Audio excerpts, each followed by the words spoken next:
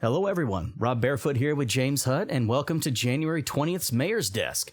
Yeah, it took us a little bit to get this one out. Last one was on the 2nd, but I think the slow down pace is definitely helping stuff out. What you think, James? I think we're moving forward at a great pace. We got a lot of ovens. A lot of ovens? We have a lot of irons in the fire. I don't know why I said ovens. You could just say we're cooking. We're cooking something. Yeah. We're cooking a lot of things. We'll talk about that, though. For anyone who took a look at the State of the Rex 2026, you've already got a good idea of everything coming, plus some of the new art from Night City 2045. You got to see the Glen. You got to see, what was that? That wasn't North Haywood. I think it was North Haywood with the Inquisitors. Yeah, I think that was it.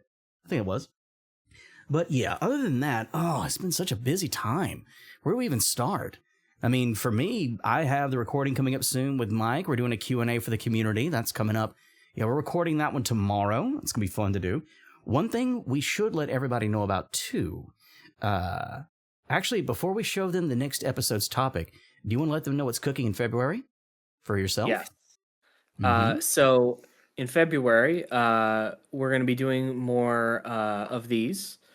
Well, not exactly like these, but we've got Fossilized Violence coming up in February, and you'll hear about it on this channel. I'm guessing you're going to put it on this channel. You gonna let me on your channel again, Rob? This is our channel. Your channel, our channel. No, we're going to be doing a few lore videos and stuff like that, some sit-downs and answering some questions about the game. You can look forward to that later on in the month, around February. Not this month, because we're about done with it. But we'll be putting up notices for people who, if they want to ask questions or give an idea of the game in general, you'll get your shot. We even have a demo coming up for that one. That's going to be fun. Yes. I've been preparing back here. Just wait till you see what I've got behind me. It's good stuff. Other than that, I guess you can go to jameshuttgames.com to get to my personal stuff that I make at James Hutt Games and playtest and get a playtest credit. And I also have a bunch of free one-page board games that I make. Like Glance. There, but your journey in that all starts when you go to jameshuttgames.com and you put in your email, and then you get access to a drive after you do that via an email that I put out every 2 months. Anyway, that's it for me. Only, releasing tons of books and writing on 3 game lines, and that's it. Yeah. Oh, you've been a busy bee anyway. I mean, let's face it. With Night City 45 just coming, we're right there at Interface Red Volume 5. They're going to be really happy when they see all that stuff in there. That is true. I did forget to mention Interface Red Volume 5. That is a whole lot of stuff coming out that we will not spoil today, right? We're not spoiling a thing. They already know what's all in it. People are still trying to guess that there's stuff in it that there's not. It's kind of funny to watch how many people are getting it wrong. Well, should we get into the episode today? We got to talk about Rockerboys, right? But let's tell them what's next one. Let's tell them what's up in the next one. Oh, you mean about how it's going to be about Netrunners? So if you have any Netrunner questions, put them in the comments. Yes, anything. And I'll even say, just because of the confusion a little bit with it, we'll even do some quick hacking answering from 2077. We don't normally answer questions for the 2077 era because only the starter set's technically out. But we'll give some clarifications for Netrunners in 2077. I am able to answer anything about netrunning, so ask me everything. Somebody's going to ask you about deep diving. Why'd you do that? I can't wait to tell them that it was in the jumpstart, and there's a cute little bit of text about. I can't tell you what's not in the book. And I can't talk about unreleased stuff, but... because if you do, I'll fly across the country and beat you with a bat. Oh, definitely. You're definitely not tired from your pre-existing travel or anything. Yeah, for the record, I just got back from New York. I'm a little... I think I even the 3-day weekend, I'm a little bit... All right, quick edit. We started on the wrong question. We're getting on the real one now. All right, so... What is your favorite alternative role ability you have seen for Rockerboy, or ones you decided between before publishing the rules for it? In terms of homebrew that other people have written, I cannot read that. That's just a line for me, because the last thing I want to do is accidentally jack someone's shit. You know what I mean? That's not me. Uh-huh. So I You don't and do Jay that. both have that line. It's important. You know what I mean? Like, I don't know. I just want to show other people the respect of that. It does mean, unfortunately, I don't get to read a lot of that stuff. But you know, you hear like, hey, he's running it like this, but I don't go seek it out. Anyway, the rollability in the book is like my 5th draft, evolving this idea from 2020. It does not actually have a materially different version. So I got nothing for both halves of this question. Help me, Rob. You can read homebrew. Help me. Well, I can read homebrew, but still, I also try to not, quantify it because I don't want to actually pop something like that up either, because I do every now and then write and design too for Cyberpunk. The one thing, though, that everyone leans in so heavily with Rockerboy is they only go with the musician route. They only go with the performer route. Few truly lean into the fact that it's a cult of personality. And I have only seen one person who truly does try to tap into it in their homebrew.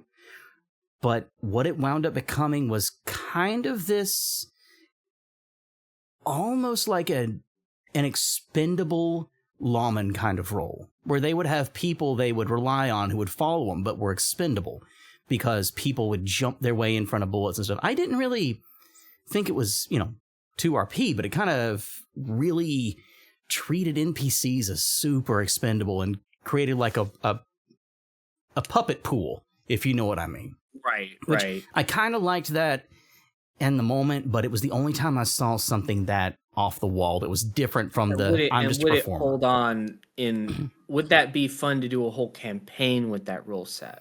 That's why the Rockerboy rollability is the way it is. It's because it's trying to be expandable to a lot of different situations, and it's trying to not just be about musicians. Anyway, I think that's an answer. Yeah, that's a tough question, and it's a tough question. It's a good question. We'll go on to the next one. You ready for the next one? Hell yeah! All right. So this one we can give a direct answer for as an example, but how would you make a character use playing the guitar in battle stat-wise? Because my Rockerboy character has a high-powered speaker in his chest and neck he uses to blast sound waves and shock waves into his enemies. So this is a player, and their answer is talk to your game master, because that's the right answer. It's not the fun answer, but it is the right answer. And this sounds like something that you could have a tech invent for you. Like, you can pay a tech to invent something. You don't have to be a tech yourself to get inventions. And there's great, I believe the Killstrom Typhoid speaker. I think that's has I think it's in Black Chrome. It's in Black Chrome. I'm looking up something or different. It's in Black Chrome Plus. That has great rules for this type of effect, and you should use that. And you can maybe invent putting it in cyberware. Or, I mean, you don't have to, you can carry it around too. I would imagine it wouldn't be too hard to get that invention. I don't think it's too game breaking, but I'm not your game master. Go talk to them. But show them the Typhoid speaker. And there's the Banshee microphone if you don't like that one, and then there's an amp, I think, maybe. I'm looking. What is the name of the? She's the lead for the band in Hope Reborn. What's her name? I do not know that off the top of my head. They had acronyms. She's the one using the guitar shaped like a battle axe right there. That's one way you can use it. I completely forgot her name. I feel so bad. Gracie something? I want to say it's that. Yeah, I'm pretty sure she is in the first fight, and I just could not find her. Well, I mean, also there's a guitar that you can hit people with, but I don't think that's what this person is at.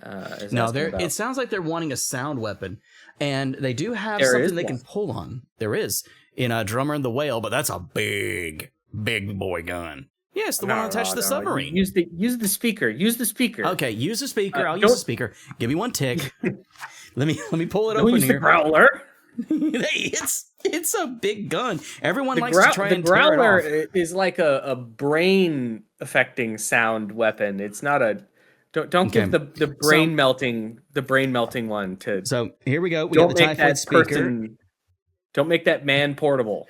Is the We term. got the Killstrom Typhoid speaker and the Laser Light Electric guitar, and also the Killstrom Sonic. Literally, they're all page 40, 41 in black chrome, even the Banshee microphone, but basically it gives you bonuses. Where is one good one here, though? Okay. Killstrom Sonic Amp. Anyone who fails suffers the damaged ear critical injury for 1 minute, but doesn't take the bonus damage. The Typhoid speaker itself, any DVs are increased by 1, and they, of course, get... okay... Out of the function. Yeah. Basically, you're able to inflict the damaged ear. Remind me, damaged ear again? Or you could use the Shrieker. Shrieker, too? There's that one gun. There's a lot of sound weapons that you can use as a basis. Where is that gun that was... I know the... Sound gun? That one's the Shrieker. Is that the one with the underbarrel that looks like a megaphone? Oh, that's one with an underbarrel Shrieker. It's still a Shrieker. I'm looking at it right here. Yeah, it is. Yeah, underbarrel Shrieker. Yep, you're right. There's a lot of sound weapons you can use for examples. Yeah. I'm already going heavy with digging into the library this time around, man. You got this. It's fun. Ready for the next one, though? I am. Okay. Why was the Rockerboy role changed to just be called Rocker in the Edgerunners mission kit, and will this change stick moving forward?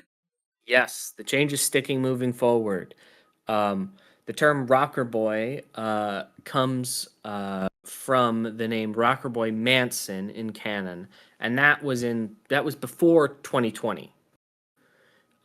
So if you think about it timeline-wise, in 2076, 2077, it's been 50 years. And that sort of word is evolving just because language evolves naturally lore-wise. I was about to say the same thing. Language evolves over time. And we always shorthand. We always shorthand as humans. Right, yeah. So eventually, every long word will become a medium-length word. Just, that's how it... Nobody says, send me a text message. They say, text me. Mm-hmm. Now, I don't know. I don't... Yeah, people don't say, send me a direct message. They just say, DM me. Exactly. That's a much say better answer. They say Pog. I will hit you with way too much internet lingo. Do you know how much crap I put up with? You're still my little Pog champ. That's all I know it from. I'm going to hit you in the head with that little beetle alien to your left that's just out of camera frame. He's great. He's not a beetle, though. Those are much cooler. And for more beetles, you can go to jameshuttgames.com. JamesHuttGames.com is the place where you can playtest Beetle World. Thank you for the segue. Can we get back to Cyberpunk now? Let's get back to it. So even in 2077, you even hear Songbird referring to Rocker Girl. She wanted to be a Rocker Girl. And even in the first print of 2020, it has Rocker Boy and Rocker Girl. Language changes, but what it means and what it is stays the same. It's just called something different. Like even going from Chumbata to Chum. Language changes. People shorthand stuff. It's just how it goes. And are you ready to go into the next question? Oh, yeah. All right. I'm making a rocker boy who's a poser using plastic surgery to resemble Freddie Mercury. You think Reflex 8 would be good there? And should I lower move from a 7 to a 6? So I got a comment about this. Freddie Mercury... Go first. I got some fun stuff. You go first. Freddie Mercury is a nimble son of a bitch. He knows how to move. He knows how to dance. So I'm just wanting to make sure that Reflex ain't just because you're trying to do bullet dodging. That's what I want to make sure. Should be. Dex. You'd be more likely to have Dex 8. Yeah, he'd Dex be Dex is dodging. Ref is having the reflex to make the Ref is having the reaction time to not see the bullet coming, but react. You're making me second guess bullet dodging. What are you doing to me? You're making me second guess bullet dodging. No. Ref 8 is what allows you to dodge bullets because it allows you to to react to bullet trajectories. Dex is actually what you're dodging with. So if you're nimble like Freddie Mercury, you have high Dex, not high ref. But to be honest, Freddie Mercury probably has an 8 in both. Let's be very honest. And also for another reason, because I know a fact about Freddie Mercury, not many people do. I would keep move higher. Give me your fun Freddie Mercury fact. He was a boxer whenever he was in school, and he was actually a very, very accomplished boxer. So if this Freddie Mercury poser does not have martial arts boxing, are you really trying? Well, there you go. It seems like you got the whole character build now. You should probably get Ref 8 and Dex 8. Or you could get Ref 7 and get the cyberware that lets you dodge bullets without Ref 8. And save your points to spend more on Cha, because you got to have a lot of charisma to be Freddie Mercury. Yeah, you need to have high cool. I'm not joking. It needs to be 8. What are you thinking? What are you thinking? Ref 6. They put the extra points in charisma. They get the bullet dodging cyberware to let them dodge bullets, even though they have less than Ref 8. And they should get Dex 8. I'm actually second guessing me right now just because I can't remember if. Never mind. I'm questioning my own self right now. It's been late in the day for me. Never mind. I'm going to quit looking. How dare you question yourself? Look, it's been a long day. I've been at this since 3 a.m., sir. So, yeah, you need to keep him nimble, keep him quick, give him high cool, and he needs to have boxing. I'm sorry, he does. He does. Yeah. All right, next question. I said Cha instead of cool for that whole question. You did. I was waiting to see how long it took you. I'm an idiot. We're both having a day. We are both having a day. Next question. Ooh, okay. Hey, Artal team. You can put that one in the description like you did last time when I got something wrong. Oh, yeah, no, I love the fact I can do that now. People love to correct us when we're wrong. Like, that's the reason why I was sitting here, like, second-guessing Dex and Reflex. But I know that Cha is cool. Yeah, I'm an idiot, James Hutt. Lovely. I can tell what game you've been playing recently. I haven't. Really? I haven't, but I grew up on it. Fair. All right, question. Hey, Artal team. I had a player ask me if they could use their Rockerboy rank, page 144, in place of their reputation for face downs. No. So they literally say here, I told them no. And yeah, you made the right call on that. If you want their full description, I can give it, but I'll let you go into it. No, you did right. You did right. The answer to this is you did the right thing, I think. You should,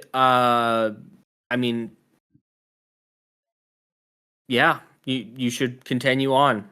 You got the right idea.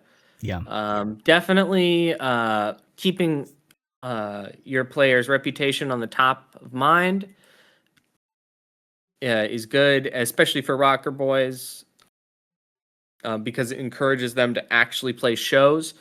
One of the best things to do on table is have your Rockerboy be contacted by like promoters and stuff that want to book them a lot.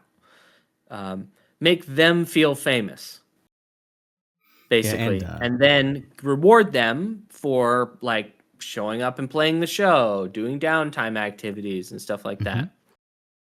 Yeah, because I do reward want to them say, with reputation. They had it right here because with face downs, you're intimidating.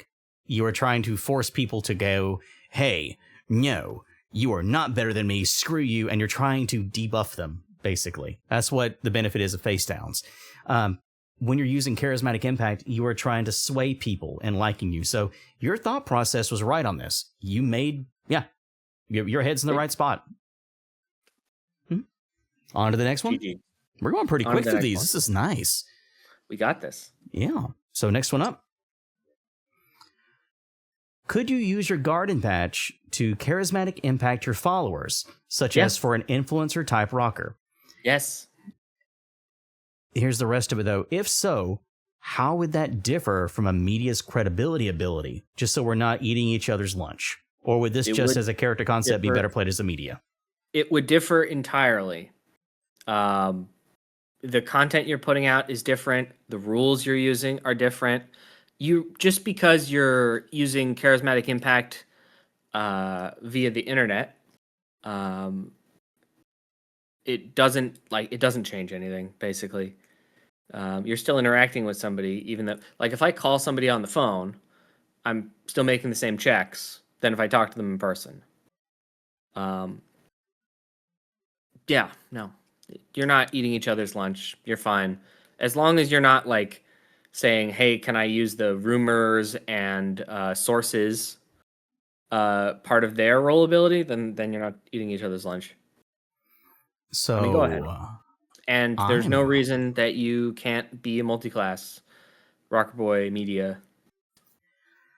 I'm about to disagree with you. Uh-oh. Yeah, on the show, I'm about to actually disagree with you. Uh-oh. I would not let it happen. Really? Yeah. So they have to be in person to do Charismatic Impact? Yep, and I'll explain why.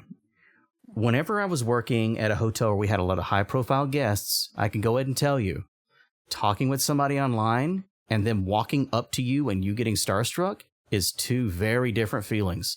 And when you got someone face-to-face with you who you are a huge fan of, you will feel those shakes. They hit. I have stories.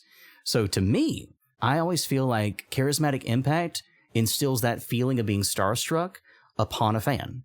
And so for me, if someone's just asking me to do stuff online, if anything, I would make it harder. Like, I would make the check have to be more difficult because there's that separation of emotion.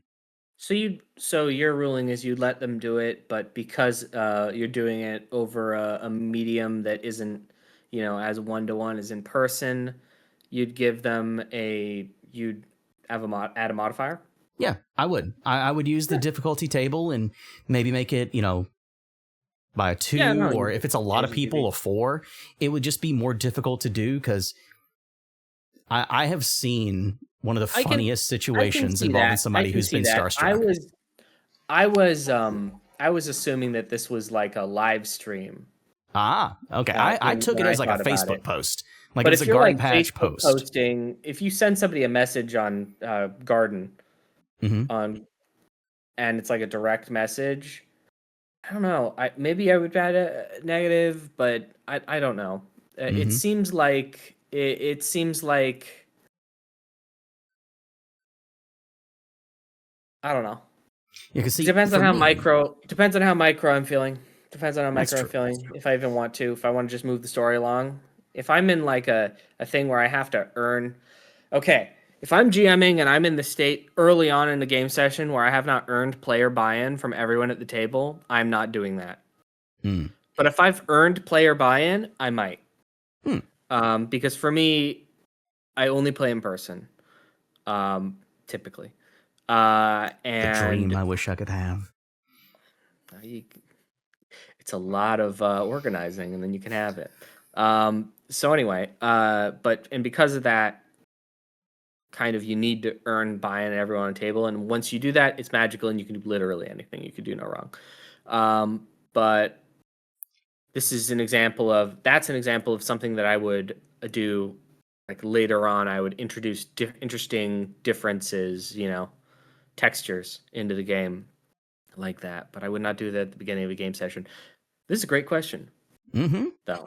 I knew this would get a little bit more expansive on it. And whenever you answered your way, I'm like, oh, got him. I had to hit you with my example. Got him. As I knew I'd tickle your brain a little bit with that one, because I always feel like nowadays we see a lot of people try to make rockers that are social media influencers. And that shows you just that's the thing nowadays. Yeah. And how many new bands coming out are like the Rolling Stones? 0. Not many.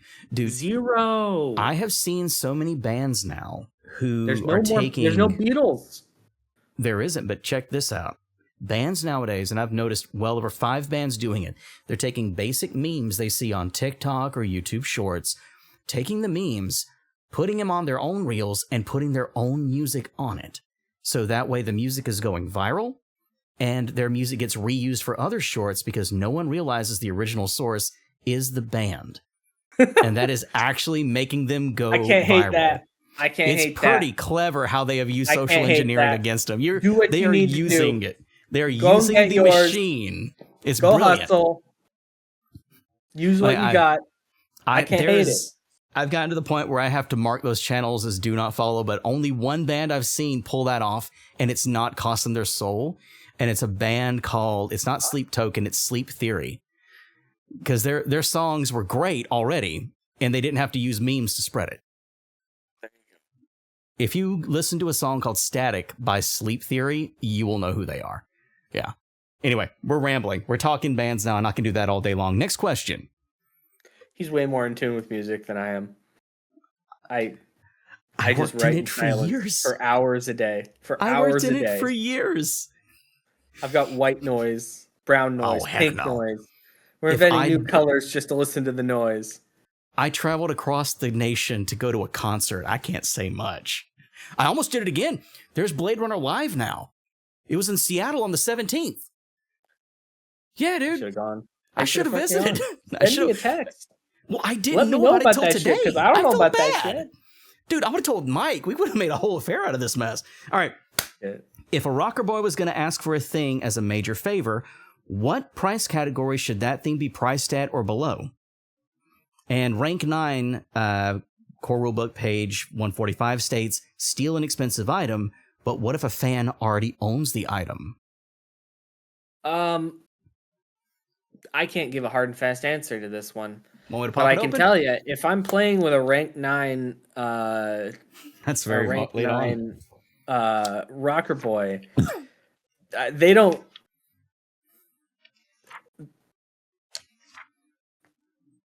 need that. They don't need the expensive item. I'm gonna read you. They'll ask for it and they'll do it anyway. But rank 9 is super, super high. That's super late game. There are pop stars that aren't ranked 10. I got a feeling this is a question from somebody in a living living community on the radio. You hear me? I don't know who's it from. I just know I can't. I can't. Charismatic price rank 9. Something that's meant to be role play. Charismatic Impact rank 9. Venues you can play as large concert halls and national video feeds. Impact on a single fan, DV8. A rocker boy can convince them to commit major crime for rocker boy. Steal expensive item. Beat someone up for rocker boy. Impact on a small group of fans. Convince a group of 6 fans to commit a major crime, steal, or beat someone up. And impact on a huge group of fans are basically brainwashed, cult-like following. They will riot, destroy property, and even kill for the rocker boy. You're on Silverhand level at that point. I mean, this is the insane clown posse, right? But they wouldn't actually do any of that, by the way, because they're actually rather nice. Their community is actually rather nice. Only pretends to be like that. I'm not getting into that. I still have friends who are juggalos. They will hunt me down. I will get my ass. I give them hell all the time. Anyway, yeah, at that tier, like you basically are silverhanding. But it's let's at least let's humor this. If fans are stealing an expensive item, what would the price category be or below? If the fan already owns the item. Oh, if they're just stealing the item. If they're just stealing the item? Yeah. Because so it's a list of examples. Expensive. It's a list of examples. Oh, it's examples. Okay. The way that the rules work is it gives a list of examples and it gives tools, not rules. So something like that is an example of something totally normal at that difficulty for that rank. Really, it's a GM question. That's a call for the GM, and they should be taking that into account when they make their decisions. You do not want to make your rocker boy feel underpowered, especially at rank 9. Mm-hmm. Also, rank 9 rocker boys have trouble walking around in public. So you are carry Uridine. Yeah, good luck. There's anyway, that's they enjoy being Matthew McConaughey. Yeah. If they want to be at rank 9. If they want to be absolutely literal and the rule is written, we have it listed what expensive means in the book. It's 500 eddies. Yeah. But again, tools, not rules. Mm-hmm. Tools, not rules. For that section. Yeah. Ready for the next one? It's meant to be very improvisational, very role play focused. Those are examples. They don't have to be. Those are typical examples. It does not have to always follow within the typical.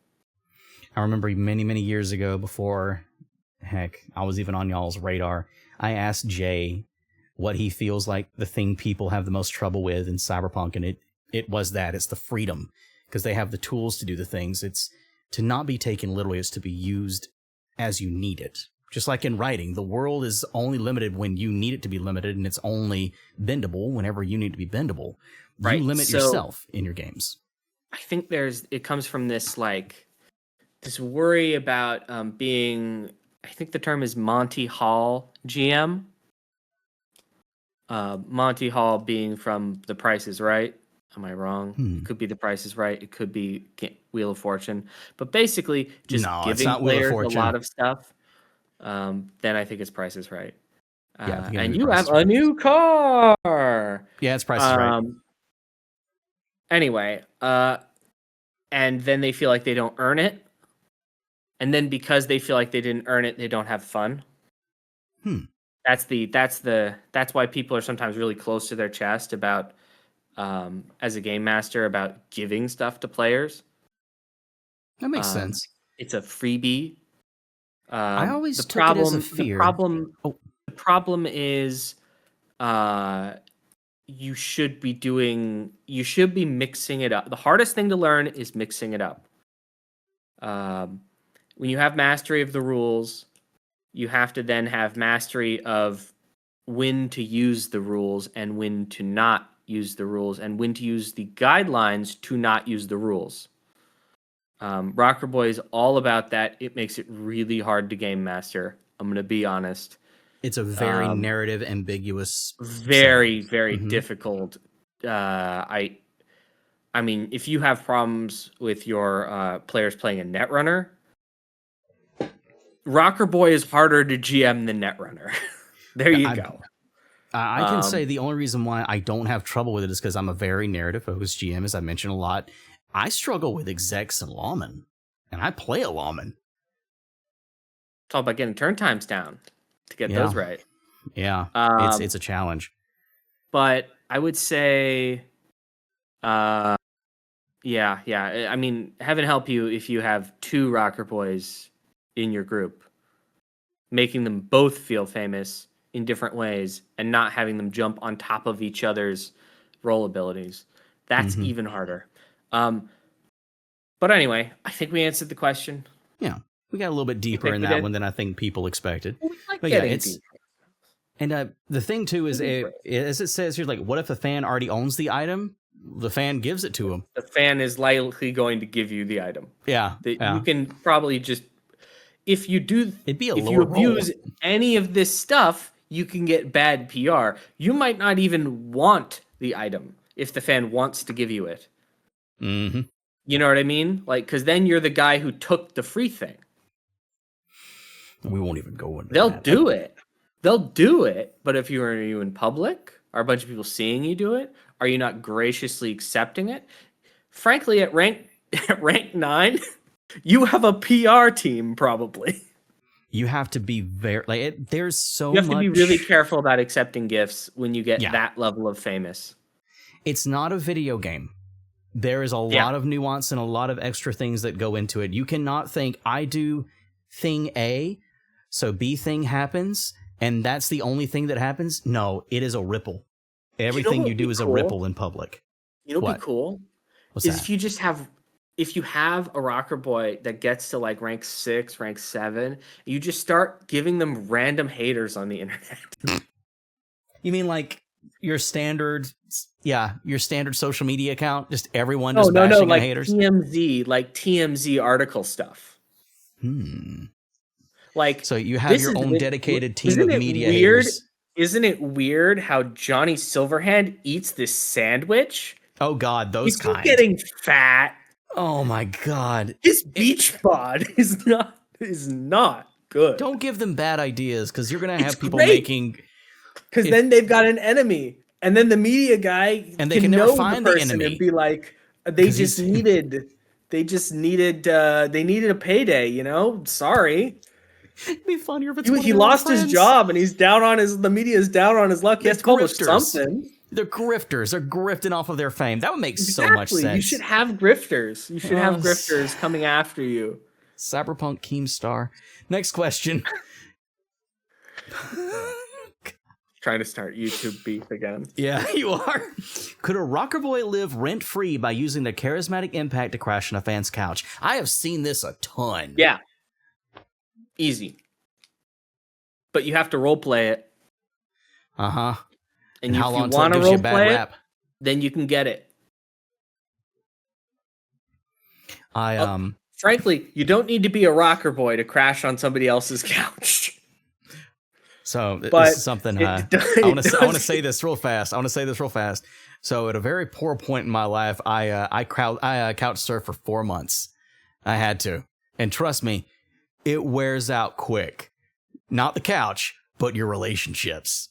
So how long till your fans begin to talk, and how much harder that role gets? That's what I would do, because getting around rent. Crash on a couch for like a long freaking time in London at one point. Don't get me started. I have one of the coolest Jimi Hendrix stories you're ever going to hear. So we won't go into that, or we will be here forever. Didn't you work at the Hard Rock Cafe? I did, but the Hard Rock. I did. Hotel. But in before, Miami? No, but before I worked for Hard Rock, I went to college, and one of the times that we had a seminar, I got to meet Eddie Kramer, who was a very famous music producer who worked with the Beatles, who worked very closely with Jimi Hendrix. And yeah, I got him to share his favorite Jimi story. Apparently no one has ever really asked him about it in the old times. So I have a really, really cool Jimi Hendrix story. I won't go into it here. Well, that would be actually interesting content, unlike the one we're making right now. Well, I'll tell this. So I asked Mr. Kramer what his favorite time with Jimi was. And he kind of just stopped and he goes, all right, I need these two guys to move out of the desks. I need you to come over here. So I came down to him next to next. And he goes, whenever we were recording or working on anything, he'd be in there sometimes coming in from the club, super late at night. And I would sit at one terminal, he'd sit at another. And randomly they would just jump up and switch places and go back and forth. And he did this with me there. And we would switch back and forth between these desks, just feeling the vibe of it. And basically making songs with Jimi was done in such a way with him where it just felt that natural. And as he was telling the story, he just had this wide smile on his face the whole time through. I cannot get over that. And it shows how music back in the day truly was a thing of feeling. Nowadays, it's so algorithmic from how it, and I say algorithmic because it's so tightened into how it must be this, must be that. Music today isn't an assembly line for the majority of pop songs, but back then it was just what felt right and what was cool and what they liked. And it showed in just the way he was telling that story. Just that little thing of like how he just liked being able to be there late at night with his friend and they're just trading off on different mastering tables back and forth, different tracks, flipping it around. Yeah. That's cool, man. God, thanks for sharing that. It was like in 2008 when I got to meet that guy. It was a long time ago. Yeah, don't get me started talking about music. This was a mistake doing Rocker Boy. Well, this is the Rocker Boy. This is the Rocker Boy episode. When else are you gonna have a good time? Yeah, but to bring it on back around, you can do that. Just how long till it would wear out? That's my view of it. All right. What do you think? Next one? Next one. Okay. All right. This is actually an interesting one here. I'm GMing for a Rocker Boy, and they've got questions about the Charismatic Impact rank 5 to 6 ability to create a posse. This question was originally huge, and I had to abridge it down. Okay? I got the essence of it here. I'd love to know your thoughts on the matter. Once a posse is established, how prevalent or powerful should the group be? Like, they asked a lot of questions like, should someone in the posse have a car they can always use? They almost turned the Rocker Boy into an exec. Right. It's a tools, not rules, is going to be my answer again here. Rank 5, rank 6, it's all about what the player role plays toward. what they get. They get out what they put in. If they are interacting with these NPCs all the time, if they are like doing that role play and like going in that direction, then you can follow them in that direction with mechanical backing if you want.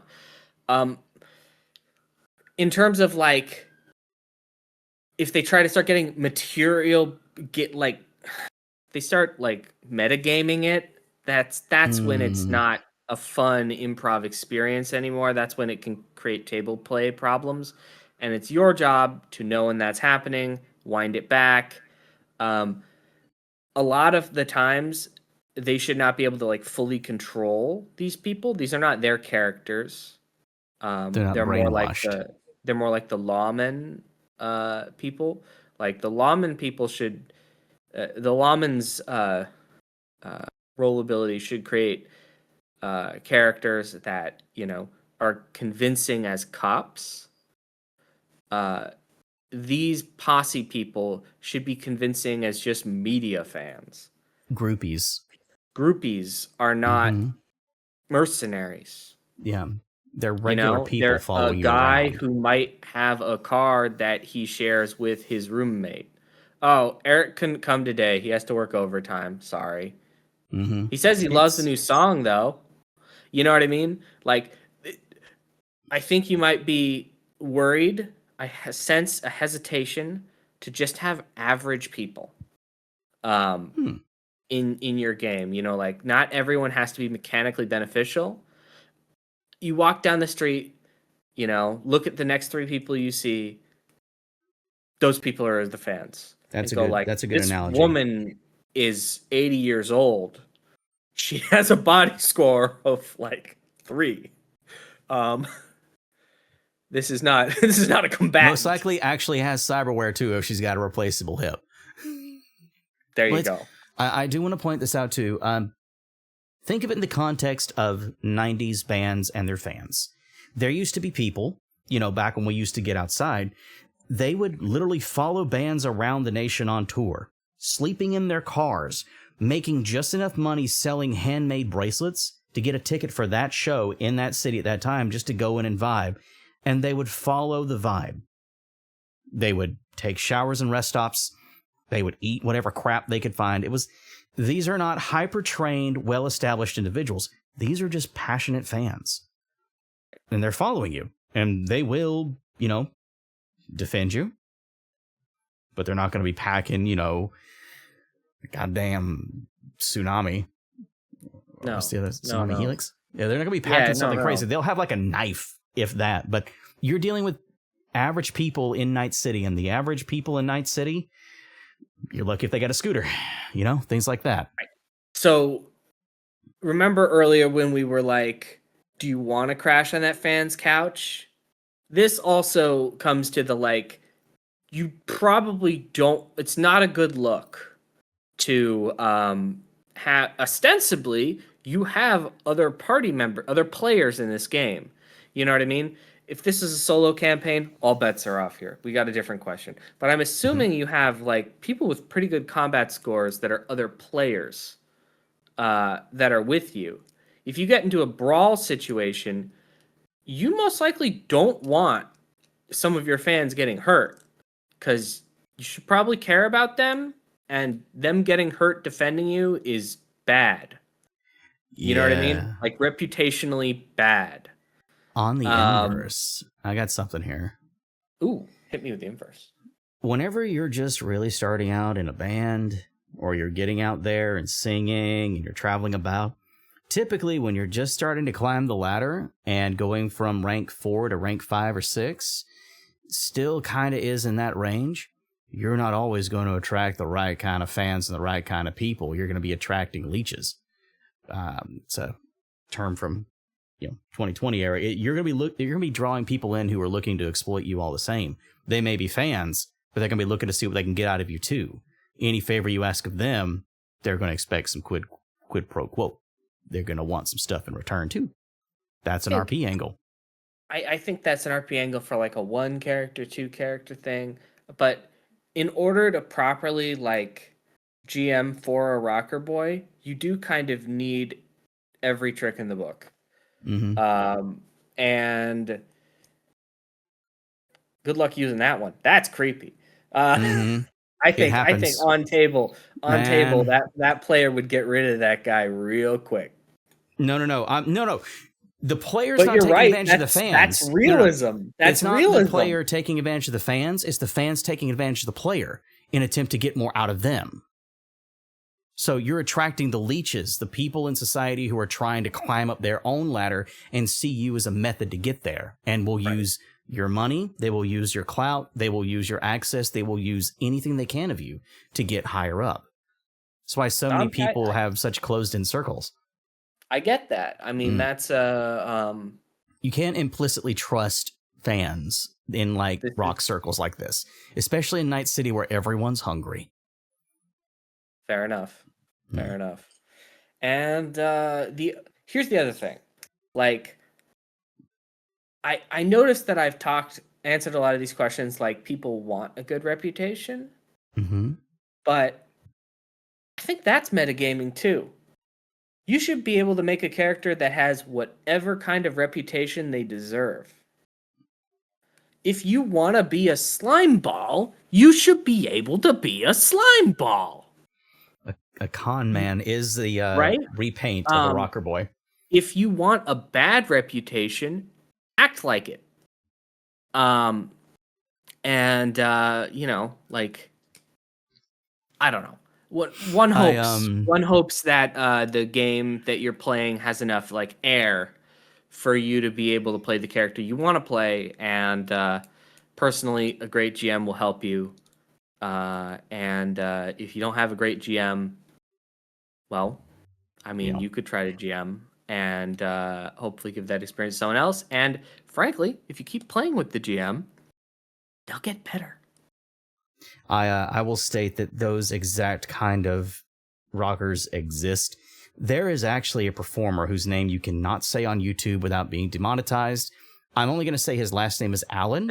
Then don't say their name. There's a reason. He's a punk performer, but he was like in the worst. Don't look up his performance. It's absolutely vile. But the first part of his stage name was 2 letters repeated, Alan, and that's all I'm going to say. I'll tell you who it is after, but he was just vile, disgusting. But they still had fans. You know, you could pull off doing the sleaze thing. We're going too far into this one, though. I think we've answered this proper. Hopefully. A posse is not a highly trained group of people who are well off. It's fans, everyday people on the street. And those fans may even try to use you. Never trust anybody in Night City, even your own crew. You never know who's going to be trying to get by. Okay. Next one? Next question? Last question, huh? Yep. When a rocker boy does a check to make someone into a fan, how do you usually interpret the interaction between rocker boy and someone who is not currently a fan?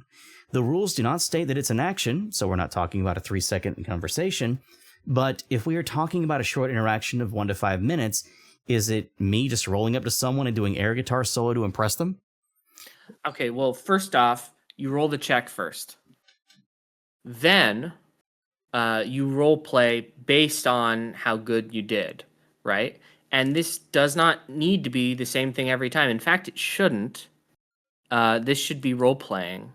The rules are written with enough space for this to represent any number of things.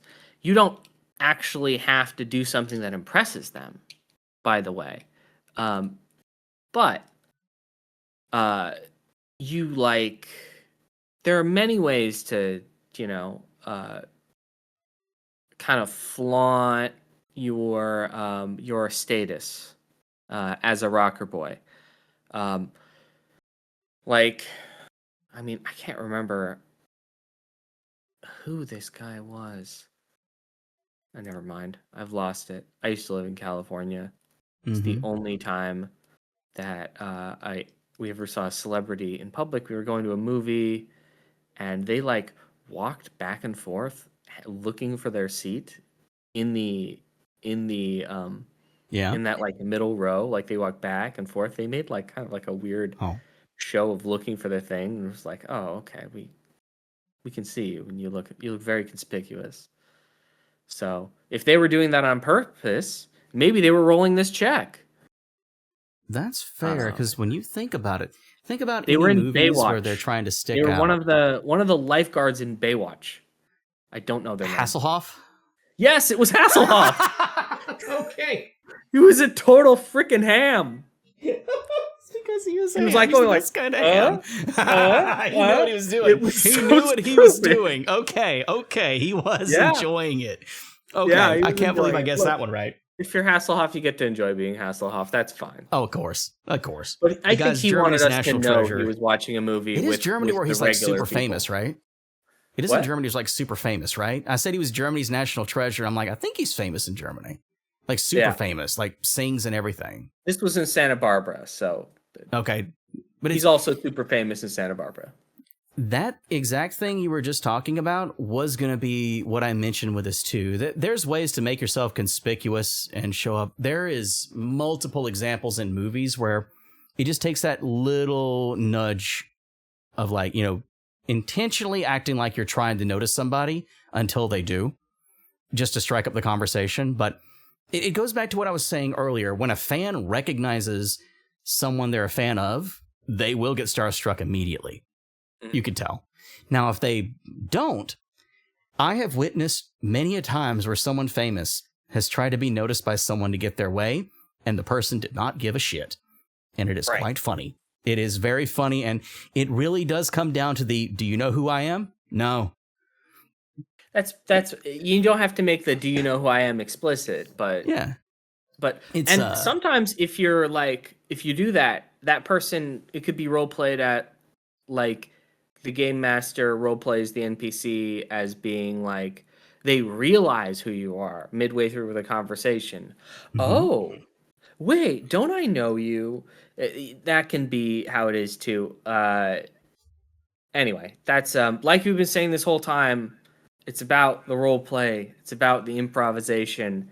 It's about a role ability that lets you feel like you're famous in a fantasy setting. You know what I mean? I got a story. You're fantasy famous.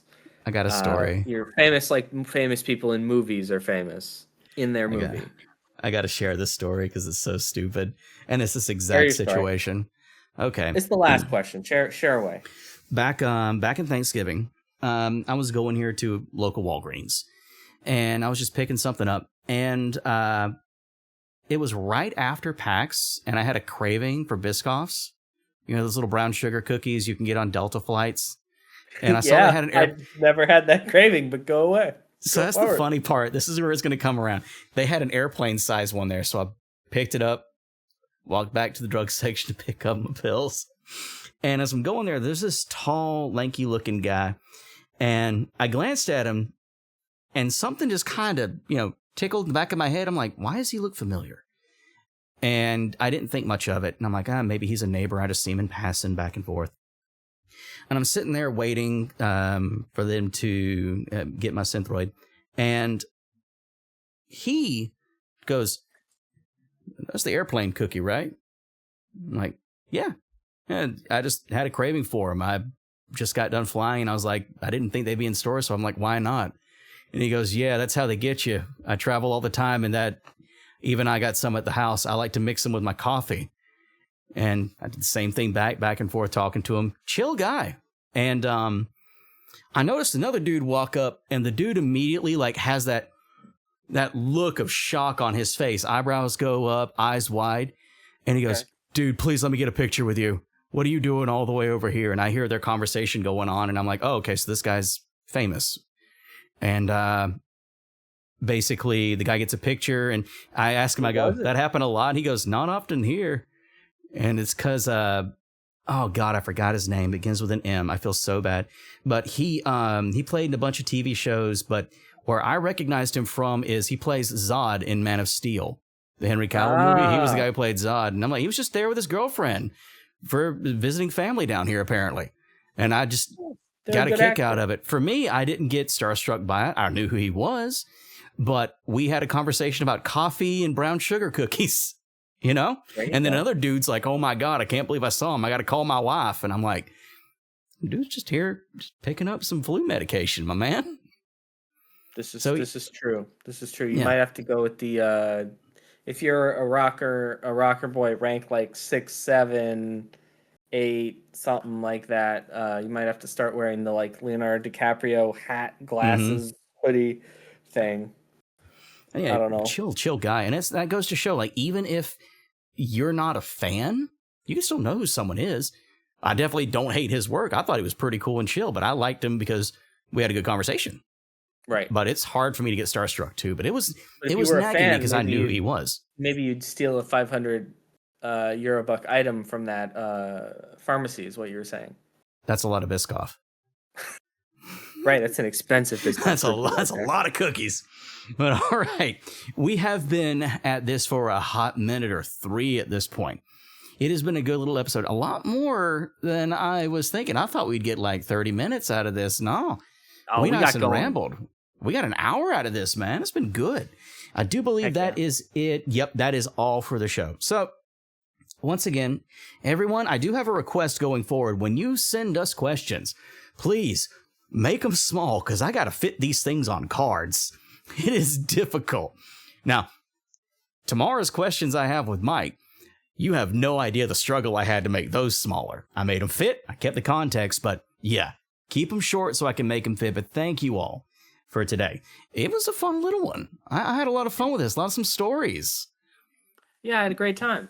Yeah, it was good. So, to wrap it up again, remember, next episode, straightforward, straight simple. Oh, I was hoping I would show the original picture, but apparently it did not like me, so don't worry about it. It's going to be, of course, Netrunners, so make sure you get your questions in.